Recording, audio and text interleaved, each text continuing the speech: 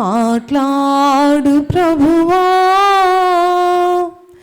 నీవే మాట్లాడుమయ్యా, నాతో మాట్లాడు ప్రభువా, నీవే మాట్లాడుమయ్యా, నీవు పలికితే నాకు మేలయా, నీవు పలికితే నాకు మేలయా, నీ దర్శనమే నాకు చాలయా, నీ దర్శనమే నాకు చాలయా, నాతో మాట్లాడు ప్రభువా, నీవే మాట్లాడుమయ్యా. కృపా సత్య సంపూర్ణ మా యేసయ్యానికి స్తోత్రం. ఈ స్త్రీల సమాజ కూడికలో తండ్రి, స్త్రీల కూడికలో మీరు మాకు తోడుగా ఉండి, ఎబెనేజర్ దేవుడుగా మాకు తోడుగా ఉండి, మీ బిడ్డలతో మీరు స్పష్టంగా తేటగా మీరు మాట్లాడండి. లైవ్ చూస్తున్న బిడ్డలతో కూడా స్పష్టంగా మీరు మాట్లాడండి. అయా మీ మాటలు మమ్మల్ని బ్రతికిస్తాయి తండ్రి, బాధల్లో మాకు నెమ్మదినిస్తాయి, బాధల్లో మాకు సంతోషాన్ని ఇస్తాయి, ధైర్యాన్ని ఇస్తాయి.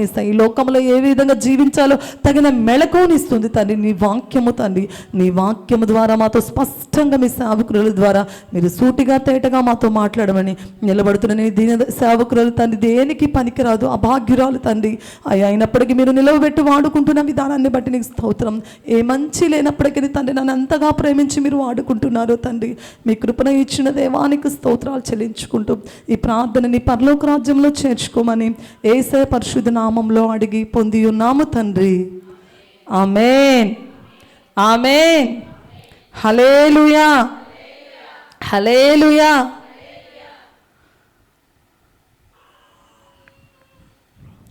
దేవుడు నిన్ను హెచ్చించాలంటే నీవు ఏమి చేయాలి? ఈరోజు మన అంశం ఏంది? దేవుడు నిన్ను హెచ్చింప చేయాలంటే నువ్వు చేయవలసిన పని చూద్దాం. ఈరోజు 1వ దినవృత్తాంతములు 29వ అధ్యాయము. ఎవరన్నా చదవండి. 1వ దినవృత్తాంతములు 29వ అధ్యాయము 29వ అధ్యాయం 10-12 వచనాలు. రాజైన దావీదు కూడాను బహుగా సంతోషపడి సమాజము పూర్ణముగా ఉండగా యెహోవాకు ఇట్లు స్తోత్రములు చెల్లించెను. మాకు తండ్రిగానున్న ఇశ్రాయేలీయుల దేవా యెహోవా, నిరంతరము నీవు స్తోత్రార్హుడవు. యెహోవా, భూమి ఆకాశముల యందుండు సమస్తమును నీ వశము. మహత్యమును పరాక్రమమును ప్రభావమును తేజస్సును ఘనతయు నీకే చెందుచున్నవి. యెహోవా, రాజ్యము నీది, నీవు అందరి మీదను నిన్ను అధిపతిగా హెచ్చించుకొని ఉన్నావు. ఐశ్వర్యమును గొప్పతనమును నీ వలన కలుగును. నీవు సమస్తమును ఏలువాడవు. బలమును పరాక్రమమును నీ దానములు. హెచ్చించువాడవును, అందరికీ బలమిచ్చువాడవును నీవే. దావీదు ఎంత గొప్పగా దేవుడిని వర్ణిస్తున్నాడు. నువ్వు గొప్ప దేవుడు అయ్యా, భూమి ఆకాశాలను సృష్టించిన గొప్ప దేవుడు, పరాక్రమము కలిగిన దేవుడవు, నీవు అధిపతివయ్యా, ఐశ్వర్యవంతుడవు. ఎందుకు? దావీదు దేవుని మందిరాన్ని కట్టాలి అనుకున్నప్పుడు అనేక మంది అనేక వస్తువులు ఇచ్చినప్పుడు నువ్వు గొప్ప దేవుడు అయ్యా, నీకు అసాధ్యమైనది ఏదీ లేదు. ఐశ్వర్యము గొప్పతనము నీ వల్ల కలుగును. నీవు సమస్తమును ఏలువాడవు. బలమును పరాక్రమమును నిదానములు. హెచ్చించువాడవను, అందరికీ బలమిచ్చువాడవను నీవే. ఈరోజు దేవుడు నిన్ను హెచ్చించాలంటే, నీవు హెచ్చింపబడాలి అంటే మనుషుల చేత నీవు హెచ్చింపబడవు. దేవుని చేత మాత్రమే మనం ఏం చేస్తాము? హెచ్చింపబడతాం. దావీదు భక్తుడు ఎంతో స్పష్టంగా ఈ విషయాన్ని, ఈ ప్రార్థనలో దావీదు చాలా విషయాలు దేవునికి మొర్ర పెడుతూ 12వ వచనం ఆఖర్లో హెచ్చించువాడవు నీవే. చాలాసార్లు మనం అనుకుంటాము, మనుష్యులు హెచ్చిస్తే బాగుండు, మనుషులు నా పేరు చెప్తే బాగుండు, మనుషులు నా పేరు చెప్పి నువ్వు గొప్పవాడు అంటే బాగుండు అని మనం మనుషుల వైపు చూస్తాం. అవునా కాదా? కానీ మనుషుల వలన మనము మెప్పు కలిగితే అది శ్రమే మనకి. అయితే యేసయ్య వలన మెప్పు పొందితే అది మనకెంతో దీవెన. అందుకని దావీదు భక్తుడు అంటాడు, హెచ్చించువాడవు నీవే. ఆయన హెచ్చిస్తే చాలు. మనం ఎంత ఉన్నతముగా ఉంటామో, ఎంత ఉన్నత విలువలతో కూడిన జీవితం ఈ లోకంలో మనం జీవిస్తాము. ఆయన మనల్ని హెచ్చించాలి. ఈనాడు మనం చూసినట్లయితే చాలామందికి ఆశ హెచ్చింపబడాలి ఏ స్థితిలోనైనా. అది నేను మాత్రం నా తోటి వారి కంటే, నా బంధువుల కంటే, నా స్నేహితుల కంటే, నా అయినపోయిన వారి కంటే నేను ఎలా ఉండాలి? హెచ్చుగా ఉండాలి. మనం ఆశపడతాం, అవునా కదా? దేవుడు కూడా అదే అన్నాడండి, ఆశ గల ప్రాణాన్ని తృప్తిపరుస్తాను. ఇంకా ఆయన ఇంకొక మాట కూడా అన్నాడు, నీ కోరికను సిద్ధింపచేసి నీ ఆలోచన యావత్తును సఫలపరుస్తాను. మనలో ఆశ ఉండాలి. ఆశ లేనిది దేవుడు కూడా ఆశీర్వదించలేడు, అవునా? అయితే మనం ప్రతి ఒక్కరికి ఉంటుంది హెచ్చింపబడాలి. అసలు మన రక్త సంబంధికుల కంటే కూడా మన స్థితి చాలా ఉన్నతంగా ఉండాలని ఆశపడతాం, అవునా కదా? నేను బాగుంటే చాలు, నాకు కలిగిన వారిని, నా రక్త సంబంధికులందరినీ నేను చాలా బాగా ప్రేమ చూసుకోవచ్చు అనుకుంటాం, అవునా? హెచ్చింపు ఎవరి వలన కలుగుతుందంటే మనుషుల వలన కలగదు, కానీ దేవుని వలన మాత్రమే కలుగుతుందని దావీదు స్పష్టంగా మనకు తెలియజేస్తూ ఉన్నాడు.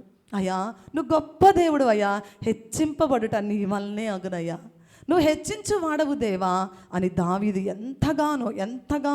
ఎంతగానో ఆయన నామాన్ని మహిమపరుస్తూ చెప్తూ ఉన్నాడు ఈ వచన భాగంలో.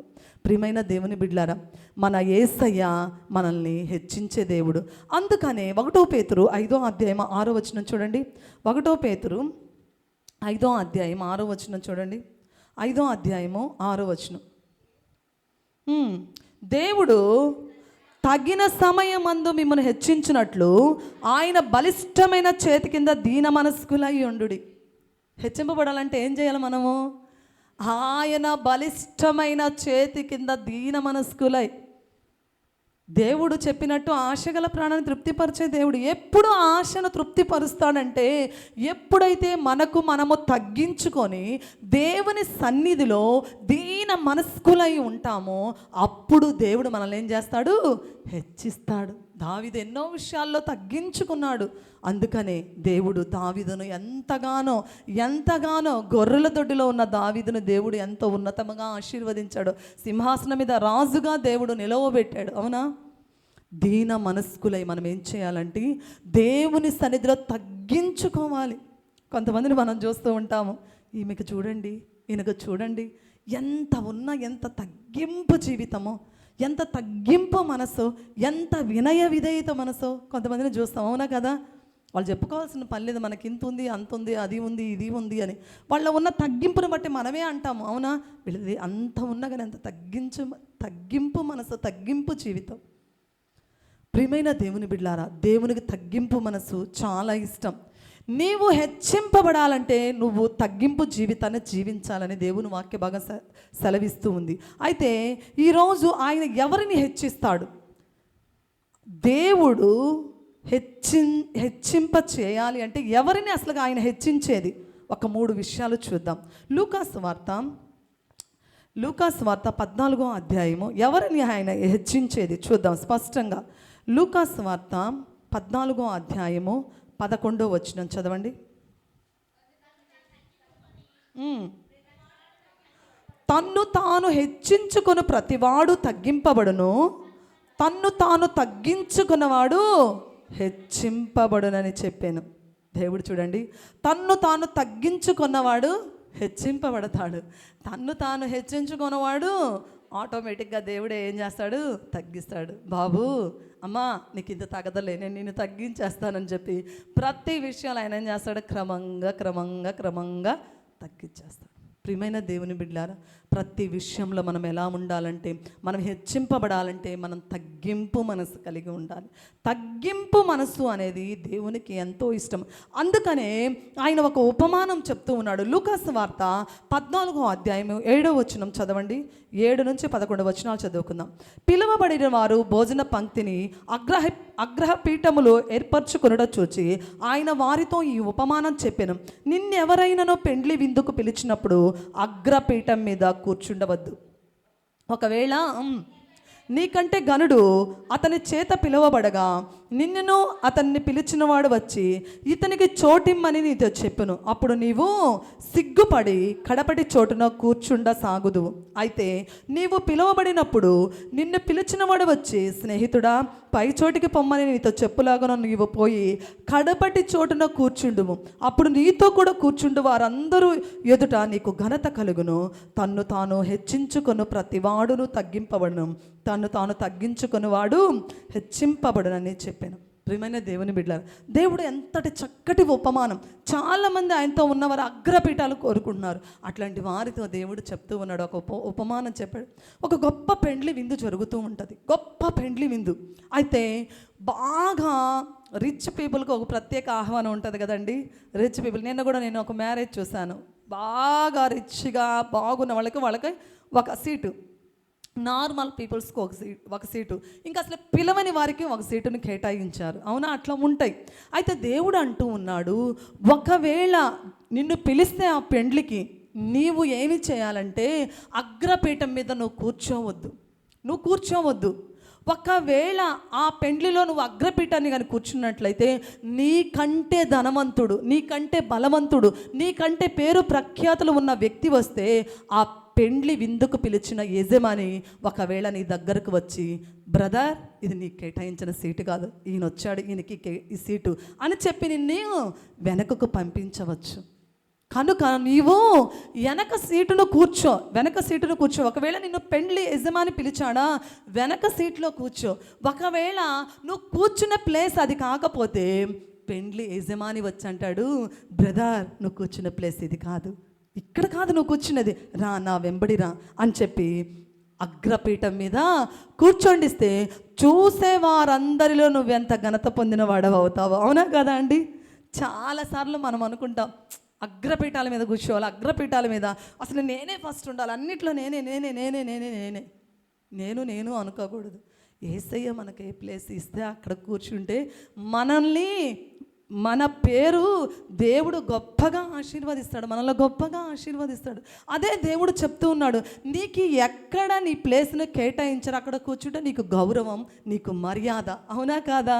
చాలామంది మనం చూస్తున్నట్లయితే పెళ్ళిళ్ళలో మనం చాలాసార్లు చూస్తాం, పాపం చాలా అమాయకంగా కొంతమంది చదువు లేని వారు ఏం చేస్తారు, గబ్బా వచ్చి ముందు కూర్చుంటారు. నేను ఎన్నో పెళ్ళిళ్ళకి అటెండ్ అవుతా, గమనిస్తూ ఉంటా. పాపం వాళ్ళకి తెలియదు, ఎక్కడ కూర్చోవాలో తెలియదు, ఎలా కూర్చోవాలో తెలియదు. ఈ పిలిచిన వారు చాలా అనీజీగా ఫీల్ అయిపోయి అసలు మొఖాలన్నీ ఇంకా బొంగమూతి పెట్టడం, ఇంకా వాళ్ళ ఫేస్లు అసలు చూడలేము. ఎందుకు? ఇది కేటాయించింది ఫలానా అధికారికి, వీళ్ళు వచ్చి కూర్చున్నారు అని చెప్పేసి వాళ్ళు ఏం చేస్తారు, ఒక సమయానికి వాళ్ళు వచ్చేసరికి లేపుతారు. పాపం వీళ్ళు అమాయకమైన ముఖం పెట్టుకొని వెనక్కి వెళ్ళిపోతారు. అవునా కదా? చాలాసార్లు ఇట్లాంటి మనం చూస్తూ ఉంటాం. చాలాసార్లు ఇట్లాంటి విషయాలు మనం చూస్తూ ఉంటాం. ప్రియమైన దేవుని బిడ్డలారా, అందుకనే దేవుడు అంటున్నాడు, నీకు ఏర్పాటు చేసిన సీట్లో నువ్వు కూర్చుంటే నీకు గౌరవం, మర్యాద. అగ్రపీఠాలను కోరుకోవద్దు. దేనికి అగ్రపీఠాలను కోరుకోవద్దు. దేవుడు మనకిచ్చిన పని మనం సమర్థవంతంగా మనం చేసినప్పుడు దేవుడు మనల్ని హెచ్చిస్తాడు. కొంతమంది పిలుస్తూ ఉంటారు, కానీ అక్క నేను ఇక్కడ కూర్చుంటానక్క, కానీ ఒకరోజు వాళ్ళే నీ గురించి చెప్పుకుంటారు, అక్కకి ఎంత తగ్గింపు, అన్నకి ఎంత తగ్గింపు. అవునా కదా? మనం చెప్పుకోవాల్సిన పని లేదు. చాలామంది చెప్తూ ఉంటారు. కొంతమందికి మేము హౌస్ విజిటింగ్స్కి వెళ్ళినప్పుడు వాళ్ళే గొప్పగా నేను అక్కడ డ్రైవర్, ఇక్కడ అక్కడకే నేను ఫలానా ఓ అని ఇంకా ఏదేదో చెప్తూ ఉంటారు. అవునా కాదా? మనం చెప్పుకోవాల్సిన పని లేదు. నీ గురించి నీ భర్త గొప్ప సాక్ష్యం చెప్పాలి, నీ గురించి నీ బిడ్డల గొప్ప సాక్ష్యము చెప్పాలి. గుణవతి అయిన స్త్రీ గురించి, అమ్మ నువ్వు ధన్యురాలవమ్మ అని తన బిడ్డలు లేచి ఆమెను అన్నప్పుడు ఆ తల్లి ఎంత సంతోషిస్తుంది. కానీ కొన్నిసార్లు మనం ఏం చేస్తాం, మనమే చెప్పుకుంటాం గొప్ప గొప్ప, అబ్బో నేను చాలా జ్ఞానవంతురాలండి, నా జ్ఞానం ముందు ఇతరుల జ్ఞానం అంతా మసిగుడ్డే అన్నట్టు ఉంటాం. అవునా కాదా? చాలాసార్లు మన గురించి మన ఇరుగు పొరుగు వారు చెప్పాలి మంచి సాక్ష్యం, మన గురించి మన భర్త చెప్పాలి, మన గురించి మన బిడ్డలు చెప్పాలి, మన గురించి మన తోడబుట్టినోళ్ళు చెప్పాలి నువ్వు గొప్ప దానవు అని. అలాగూ మనం ఏం చేయాలంటే దేవుని బిడ్డలుగా తగ్గించుకోవాలి. తగ్గింపు మనసు యేసయ్య మనసు. ఆయన ఎంతగా తగ్గించుకున్నాడో చూడండి, ఎంతగా తగ్గించుకున్నాడు. ఫిలిప్పీలకు రాసిన పత్రిక 2:8 చదవండి. ఆయన ఎంతగా తగ్గించుకున్నాడు. ఫిలిప్పీలకు రాసిన పత్రిక 2:8 చదవండి.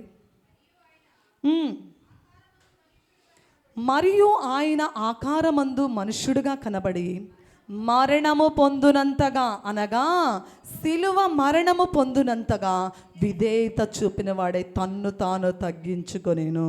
ఎంతగా తగ్గించుకున్నాడండి? సిలువ మరణము పొందునంతగా విధేయత చూపిన వాడై తన్ను తాను తగ్గించుకున్నాడు. మరణం పొందునంతగా తగ్గించుకున్నాడు. నీ కోసం, నా కోసం, నీ పాపము కోసం, నా పాపము కోసం ఆయన ఏం చేశాడు?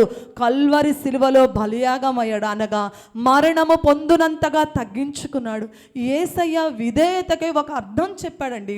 ఆయన ఈ లోకానికి వచ్చింది ఎందుకంటే, నేను ఈ లోకంలో ఎలా ప్రేమ కలిగి జీవించాను, ఎలా నమ్మకం కలిగి జీవించాను, ఎలా యథార్థమైన మార్గములో ఉన్నాను, ఏ విధంగా ఇతరులను ప్రేమించానని ఒక మాదిరిని కనపరిచాడు.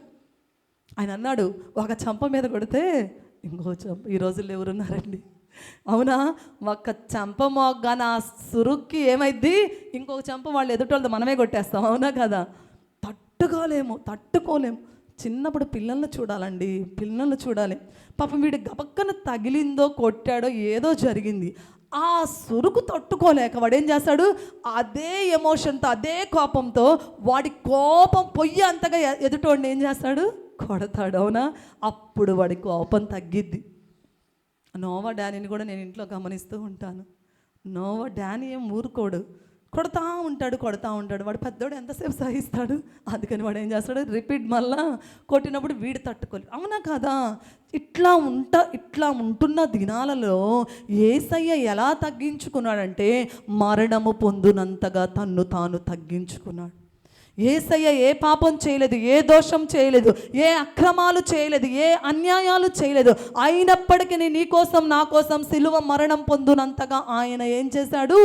తగ్గింపు జీవితాన్ని కలిగి ఒక మాదిరిని మనకు కనపరిచాడు. ఈ విధంగా జీవించాలి.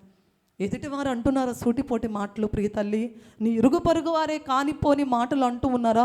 తగ్గించుకో. ఏమైతే తగ్గించుకుంటే ఏమవుతుంది? అవునా కదా? యేసయ్య మనసే తగ్గింపు మనసు. నేను చిన్నప్పుడు చూస్తూ ఉండేదాన్ని, ఉదయాన్నే 5:30కే ఇళ్ళు చిమ్ముకుంటూ ఉంటారు. ఈమె పాపం, ఈమె మనసులో ఏముందో నాకు తెలియదు, బయట కూర్చొని ఇట్లా చూస్తూ ఉండేదాన్ని. ఈ ఎదురింటి ఆమె ఏం చేస్తుంది? కసువు చిమ్ముతూ ఒక చీపిరి అట్లా అంటది. ఈమె తెల్లారొచ్చి ఆమె కసువంతా నా ఇంటి మీదకి నెట్టిందని ఉన్న కసువంతా నెడుతుంది. ఇంకా ఆ తర్వాత ఏమైంది? చిన్నగా మాటతో స్టార్ట్ అయ్యి, ఏంది ఇలా చిమ్మామంటే, నేను ఎందుకు చిమ్మాను, నేను మాట చిలికి ఎక్కడ దాకా వచ్చింది? జుట్లు పట్టుకునేదాకా వచ్చింది. అవునా కదా? తగ్గింపు జీవితం మనకు లేదు. యేసయ్య ఎలా తగ్గించుకున్నాడంటే, మరణము పొందునంతగా తన్ను తాను తగ్గించుకున్నాడు. మనము కూడా తగ్గించుకోవాలండి. చాలాసార్లు దేవుడు మాకు ఈ సేవా జీవితంలో ఎన్నో విషయాల్లో దేవుడు మాకు ఎన్నో అనుభవాల గుండా నడిపించాడు మమ్మల్ని. ఈ చిన్న వయసులోనే మనం చూసినట్లయితే అసలు తగ్గించుకునే దినాలు కావు, కానీ దేవుడు ఈ పరిచర్యలో మాకు ఎంత కృపను ఇచ్చాడంటే, ఎదుటి వారు మమ్మల్ని తిడుతున్నారని తెలిసినా కానీ వాళ్ళు మా ఇంటికి వచ్చినప్పుడు ప్రేమతో, చిరునవ్వుతో మాట్లాడే కృపను దేవుడు ఇచ్చాడు. నాకే ఒక్కోసారి ఆశ్చర్యం అనిపిస్తుంది. ఇంత తగ్గింప ఎవరన్నా అంటే తట్టుకోలేం కదా. చిన్నప్పుడు పరిచర్యలో ఇంత ఉందా, ఇంత ప్రేమ ఉందా? నిజంగా అండి, ఎన్నో కాని లేనిపోని మాటలు, ఎన్నో నిందలు, ఎన్నో అవమానాలు ఈ చిన్న వయసులో కూడా భరించే కృపను దేవుడు మాకు ఇచ్చాడు. ఆ మనిషి మా గురించి అంటుందని ఇతరులు చెప్పినప్పుడు కూడా ఆ వ్యక్తి, ఆమె మా ఇంటికి వచ్చినప్పుడు చిరునవ్వుతో, అన్నా బాగున్నావా, అక్క బాగున్నావా అని పలకరించే అంత తగ్గింపు మనసు దేవుడు మాకు ఇచ్చిన దాన్ని బట్టి ఒక్కొక్కసారి దేవునికి నేను కృతజ్ఞతాస్తుతులు చెల్లిస్తానండి. ఏది ఆయన అన్నాడు, నేను సిలువ మరణము పొందునంతగా తగ్గించుకున్నాను, నా బిడ్డలైన మీరు కూడా నా బాటలో నడవాలన్నాడు ఆయన. అంతే, ఆయన బిడ్డలమైతే మనము మన తగ్గింపులోనే మనం యేసయ్యకు మాదిరిగా జీవించినట్లు అర్థమైపోతుంది. యేసయ్యని గణపరిచిన వారం అవుతాము. ప్రియమైన దేవుని బిడ్డలారా, మనం మనల్ని ఎప్పుడు హెచ్చించకూడదు, తగ్గింపు జీవితాన్ని కలిగి ఉండాలి. నీ భర్త ఒక మాట అన్నాడని ఓ బోలోమని రెండు వడ్డించకూడదు, అవునా? అబ్బా ఈమె సరిగా వంట చేయలేదంటే మనకి ఎంత తంటో, అవునా కదా? నేను బాగా చేయలేదు, ఎంత కష్టపడి చేశాను నేను వంట, అవునా కదా? నేను అంత కష్టపడి చేస్తే ఏంటి నువ్వు కొంచెం కూడా అప్రిషియేట్ చేయవు అని చెప్పేసి మనం వెంటనే ఏం చేస్తాము, ఇంకా మాటలు మోగిస్తాం, అవునా? ప్రియమైన దేవుని బిడ్డలు అలా ఉండకూడదు. దేవుని బిడ్డలు అలా ఉండకూడదు.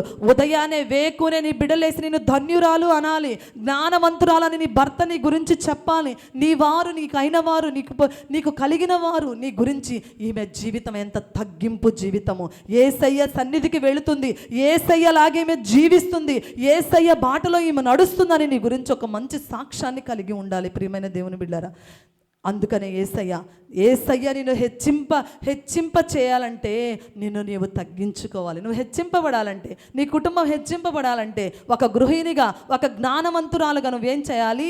తగ్గింపు జీవితాన్ని కలిగి ఉండాలి దేవుని బిడ్డలుగా. కనుక దేవుని బిడ్డలను మనల్ని ఎల్లప్పుడూ తగ్గించుకొని, నా పేరు పెట్టబడిన నా ప్రజలు తమ్మును తాము తగ్గించుకొని యేసయ్య పేరు పెట్టిన ఆ వాక్య భాగం చూద్దాం. చూడండి, 2వ దినవృత్తాంతంలో 7వ అధ్యాయం 14వ వచనం. 2వ దినవృత్తాంతములు చదవండి 7వ అధ్యాయం 14వ వచనం.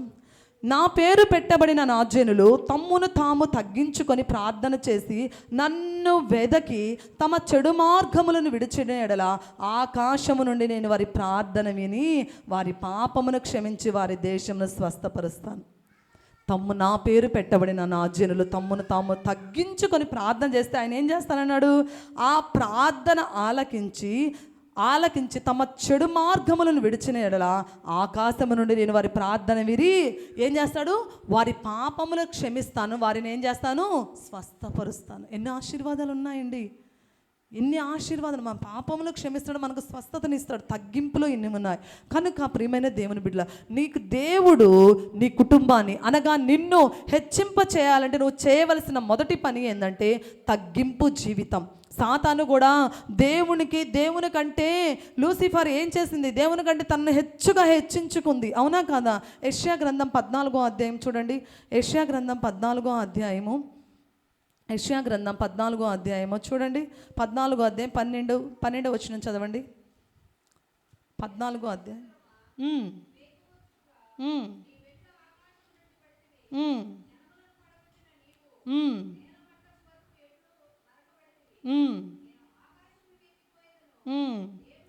నేను ఆకాశమునకు ఎక్కిపోయేది, దేవుని నక్షత్రములకు పైగా నా సింహాసనమును హెచ్చిందును, ఉత్తర దిక్కునున్న సభా పర్వతం మీద కూర్చుందును, మేఘ మండలం మీదకి ఎక్కుదును. చదవండి. మహోన్నతునితో నన్ను సమానముగా చేసుకుందును. ఎంత హెచ్చించుకుందండి.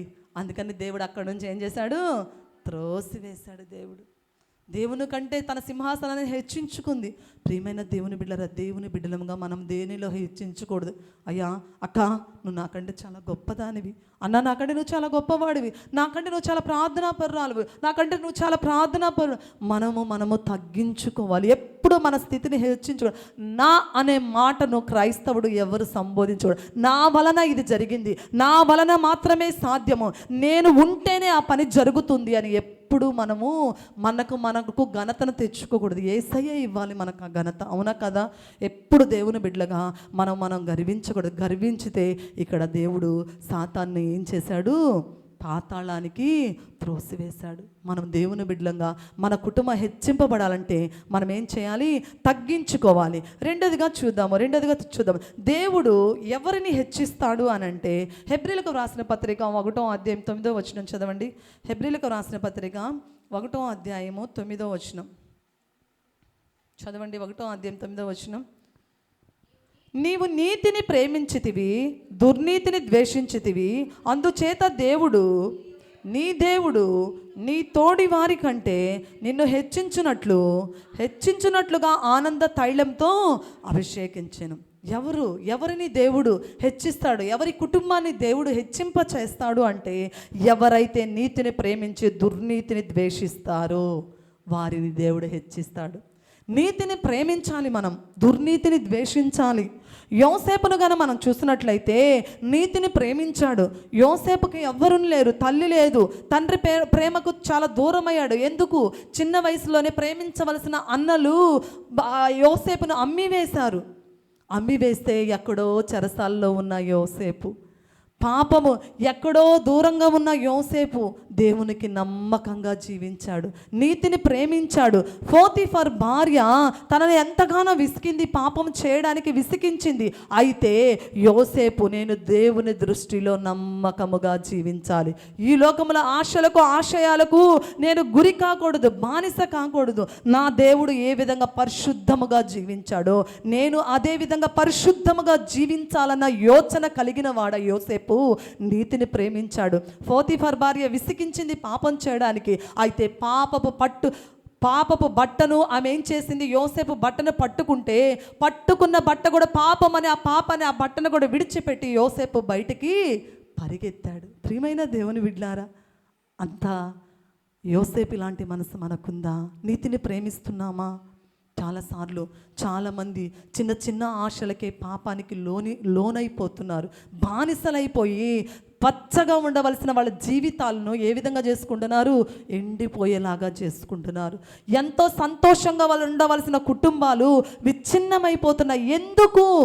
పాపానికి ప్రేరేపితులవుతున్నారు, పాపాన్ని ప్రేమిస్తూ ఉన్నారు. సెల్ ఫోన్లో చూడకూడని చూసి అదే జీవితం అనుకుని తమ జీవితాలు వ్యర్థము చేసుకుంటూ ఉన్నారు.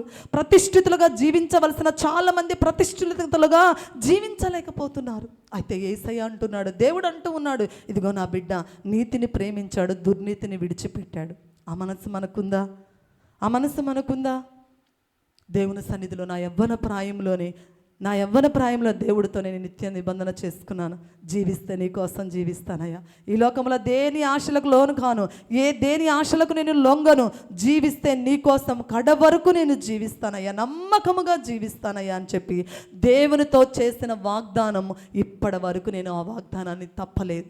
ప్రియమైన దేవుని బిడ్డలారా, చాలామందిని మనం చూసినట్లయితే దేవుడిచ్చిన అమూల్యమైన జీవితం చిన్న ఆశలకు లోబడి, నేను యవ్వనస్తులకు ఒకటే చెప్తాను, యవ్వన ప్రాయం అనేది చాలా చిన్న జీవితం. ఆ యవ్వన ప్రాయాన్ని కానీ నువ్వు యేసయ్య చేతిలో పెట్టావంటే నీ జీవితం మొత్తం ఆనందమయంగా కృపాక్షేమాలతో నింపగలిగిన సమర్థుడు మన యేసయ్య.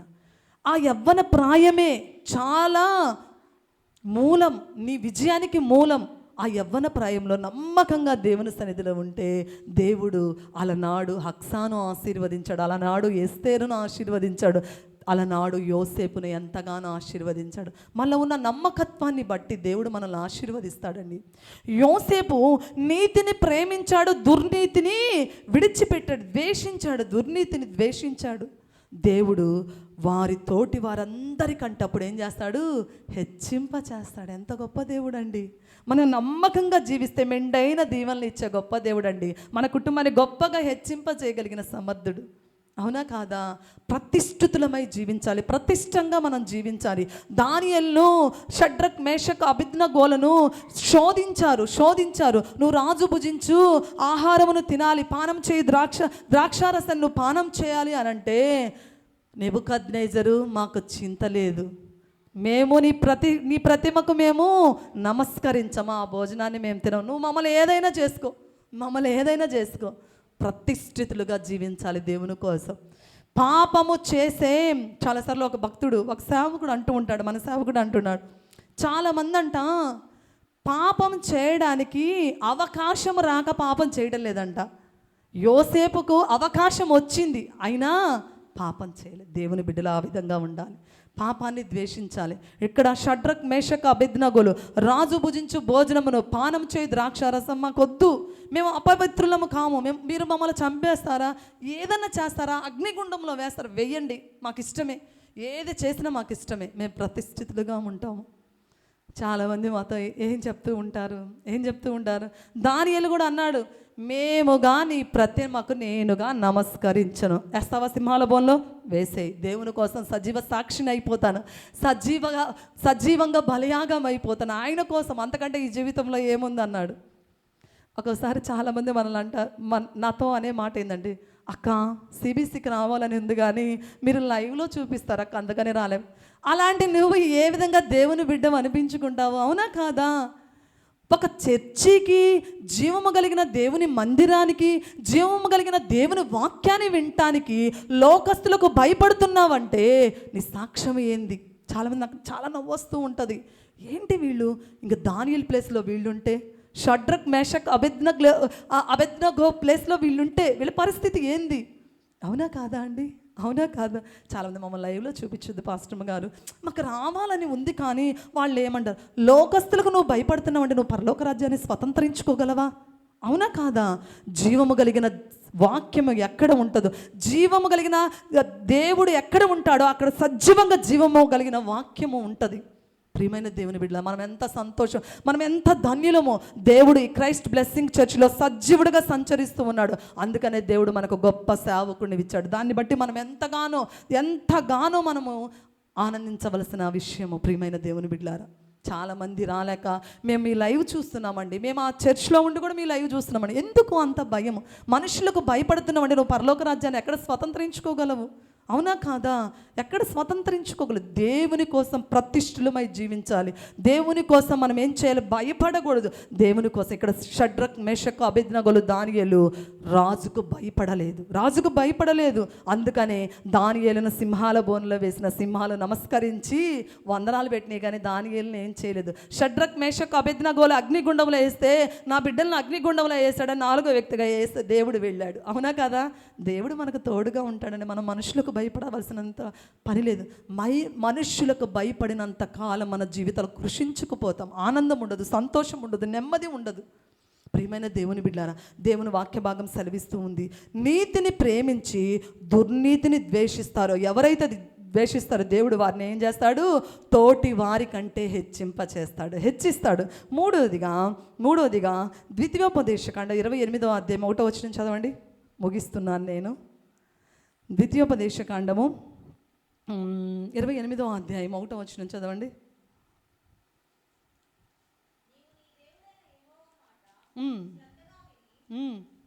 నీవు నీ దేవుడైన యెహోవా మాట శ్రద్ధగా విని నేడు నీకు ఆజ్ఞాపించుచున్న ఆయన ఆజ్ఞలన్నిటిని అనుసరించి నడుచుకుని ఎడల నీ దేవుడైన యెహోవా భూమి మీద ఉన్న సమస్త జనముల కంటే నిన్ను హెచ్చించును.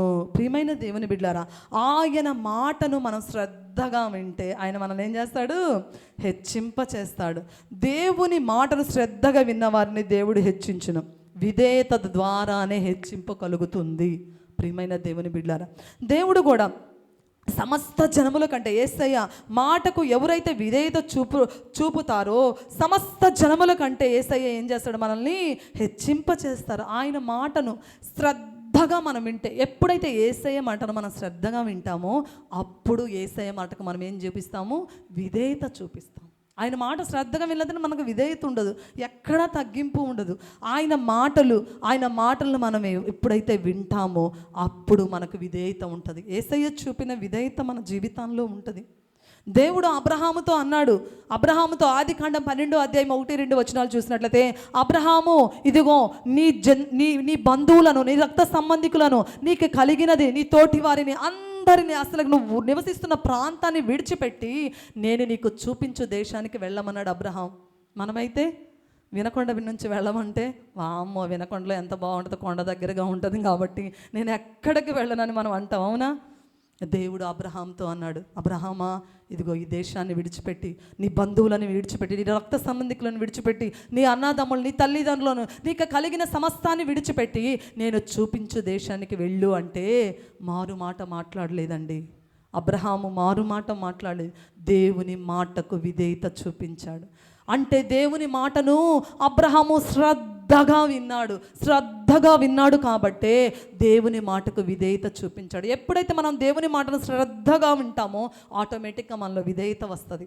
మనం వినము. చాలాసార్లు మందిరానికి వస్తాము, కానీ సేవకులు చెప్తూ ఉంటారు, గుండె పగిలేంతగా రోధించి పెద్దగా చెప్తూ ఉంటారు, కానీ మనం ఏం చేస్తాం? ఆ మాటలను లక్ష్య పెట్టాం.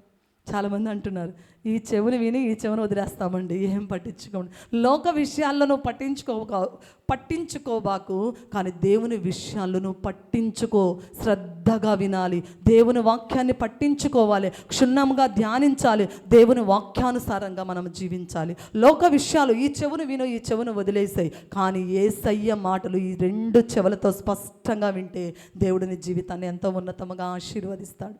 మనం ఎప్పుడైతే శ్రద్ధగా దేవుని మాట వింటామో అప్పుడు మనము ఎలా విధేయత కలిగి జీవిస్తాం. ఇక్కడ అబ్రహాము దేవుని మాటకు విధేయత చూపించాడు.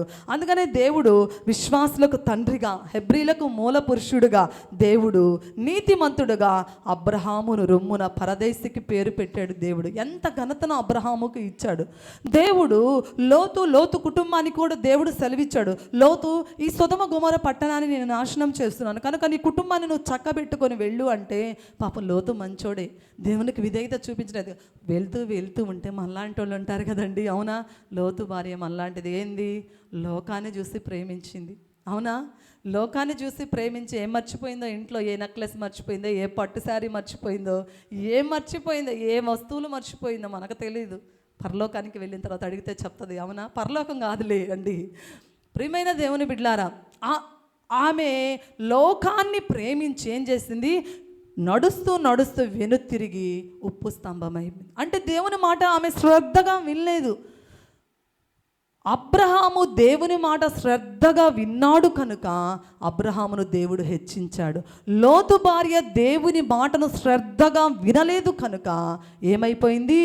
ఉప్పు స్తంభం అయిపోయింది. కనుక ప్రియమైన దేవుని బిడ్డలారా, దేవుని మాటకు ఎవరైతే విధేయత చూపిస్తారో దేవుని వారిని హెచ్చిస్తాడు.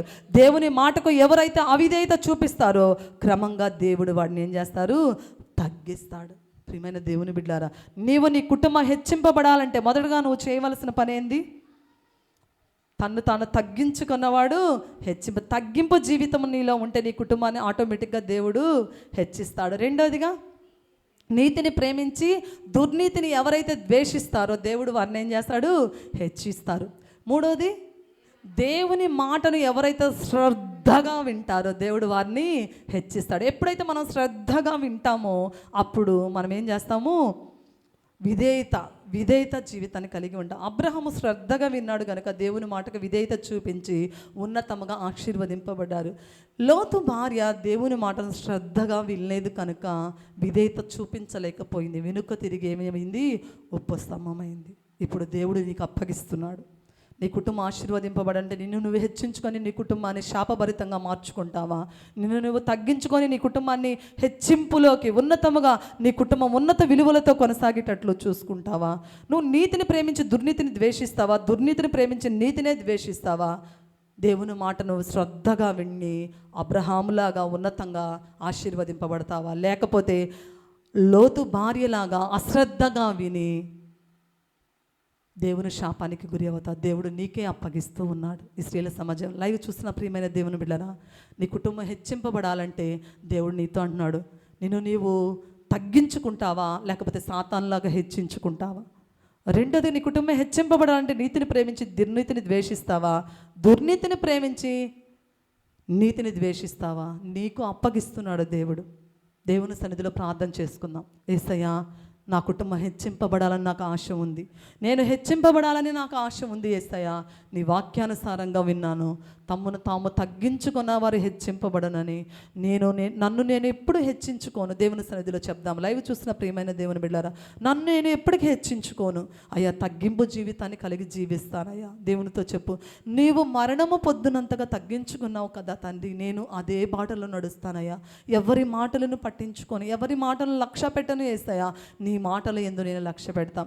నా పేరు పెట్టబడిన నా జనులు తమను తాము తగ్గించుకున్నప్పుడు పాపములు క్షమించి స్వస్థతని ఇస్తానని చెప్పిన గొప్ప దేవా, అయ్యా మేము తగ్గించుకుంటాం. అగ్రపీఠాలని మేము దేనిని కోరుకోము అయ్యా, అగ్రపీఠాలను కోరుకోము. నీవిచ్చిన స్థానము మాకు చాలు, నువ్విచ్చిన కృప మాకు చాలు యేసయ్యా. దేవుని సన్నిధిలో చెప్తాం.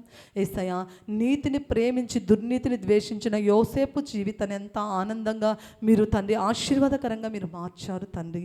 మేము కూడా ఆ విధంగా ఆ బాటలో నడిచే వారిగా చేయండి తండ్రి. దేవుని సన్నిధిలో ప్రార్థించేద్దాం. అయా అబ్రహాము నీ మాటను శ్రద్ధగా విన్నాడు తండ్రి, శ్రద్ధగా విన్నాడు కనుక అయా తండ్రి విజయ బాటలో నడిచాడు యేసయ్య. అయా తండ్రి మేము కూడా అలా మీ మాటలు శ్రద్ధగా వినని శ్రద్ధగా వినని లోతు భార్యను చూసాం. అలాగా మేము ఉండము తండ్రి. అయా అబ్రహాము నీతిమంతుడిగా తీర్చావు, హెబ్రీలకు మూల పురుషుడిగా అయా తండ్రి మీరు అభిషేకించారు తండ్రి. మీరు గొప్ప దేవుడు తండ్రి. అయా నీకు స్తోత్రము స్తోత్రము స్తోత్రం. విశ్వాసులకు తండ్రిగా ఏర్పాటు చేసుకున్నావు తండ్రి, నీకు స్తోత్రం. అయా మా జీవితాలు కూడా ఆ విధంగా మీరు మార్చమని నీ సన్నిధిలో ప్రార్థిస్తున్నాం. చేరువచ్చిన ప్రతి బిడ్డ తండ్రి మీ వాక్యానికి లోబడి నీ మాటకు శ్రద్ధ కలిగి నీ మాటలు విని తండ్రి అయా జీవించుటకు మీ కృపను చూపించండి. అయా మా కుటుంబాలు హెచ్చింపబడాలనే ఆశ మాలో ఉంది యేసయ్య. మా తోటి వారి కంటే, మా బంధువుల కంటే, మా రక్త సంబంధుల కంటే నిన్ను నమ్ముకున్నందుకు తండ్రి మా స్థితిని హెచ్చింప చేయగల సమర్థుడు తండ్రి. అయా నీ సన్నిధిలోకి వచ్చి మేము తగ్గించుకుంటాము తండ్రి. నువ్వు మాకు ఏది అప్పగిస్తే ఆ విషయంలో నమ్మకముగా ఉంటాం. మమ్మల్ని మేము హెచ్చించుకోము యేసయ్య. ఒకవేళ మమ్మల్ని మేము హెచ్చించుకుని నువ్వు క్రమంగా మమ్మల్ని తగ్గిస్తావు తండ్రి. నీ సేవకురాలతో సూటిగా మాట్లాడావు యేసయ్య, నీకు స్తోత్రం. అయా తగ్గించుకుంటాము తండ్రి, తగ్గించుకుంటాము యేసయ్య. అయా నీతిని ప్రేమించి దుర్నీతిని ద్వేషిస్తాము తండ్రి. పాపాన్ని మేము అసహించుకుంటామయ్యా. యోసేపు లాగా మేము పాపాన్ని అసహించుకుంటాం తండ్రి. షడ్రకు మేషకు అబేద్నెగోలు దానియేలులాగా తండ్రి మేము తండ్రి వ్యర్థమైన ఆలోచనలు వ్యర్థమైన వాటికి తలగ్గొము తండ్రి. రాజులైన అధికారులైన ఎవరైనా సరే తండ్రి వ్యర్థమైన పనులకు మాత్రమే బానిసలము కాము యేసయ్య, నీకు స్తోత్రము తండ్రి, నీకు స్తోత్రము. అబ్రహాములాగా మీ మాటను శ్రద్ధగా వింటాము తండ్రి, శ్రద్ధగా వింటాము తండ్రి. విజయ పదంలో మా కుటుంబాలను మీరు నడిపించమని, లైవ్ చూసిన ప్రతి బిడ్డను మీరు దీవించమని, తీర్మానం తీసుకున్న ప్రతి బిడ్డను, ప్రతి కుటుంబాన్ని, ఆయా ప్రతి వ్యక్తిని మీరు ఆశీర్వదింప చేయమని, హెచ్చింప చేయమని యేసయ్య పరిశుద్ధ నామములో అడిగి పొంది ఉన్నాము తండ్రి. ఆమేన్. తండ్రి దయా, కుమారుని కృప, పరిశుద్ధాత్మ దేవుని యొక్క అన్యోన్య సహవాసము, సమాధానం ఇప్పుడును ఎల్లప్పుడును సదాకాలం మనందరికీ తోడయ్యుండి నడిపించునుగాక. ఆమేన్.